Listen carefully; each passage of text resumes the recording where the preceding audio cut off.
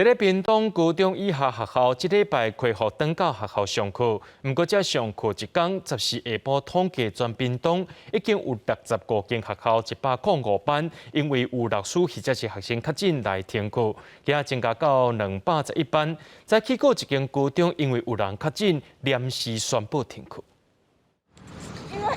因为我们班有人确诊，就是早上突然被通知。早起8点外，这间高中有几名学生伫校门口排册包、敲电话，等厝内人来接，因为因来到学校才接到停课的通知。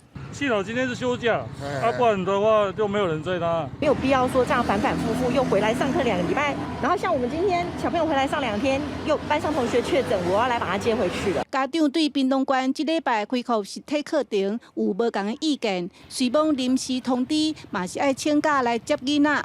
这间高中1年、2年拢总32班，这2天已经有2班停课。14下晡，县府统计，才上课一天，全屏东就有65间学校105班，因为老师也是学生囡仔确诊来停课。学生有这个确诊的情况的话，就是依照规定的话，他就是停课3天。停65校105班，占本县高国中小220校，全体总班数3060班的3.43%。本县这样做，可以实体上课，也可以请防疫假，在家远距学习。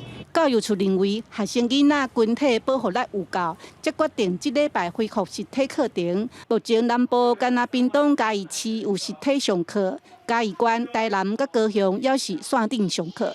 记者陈嘉文、罗伟做综合报道。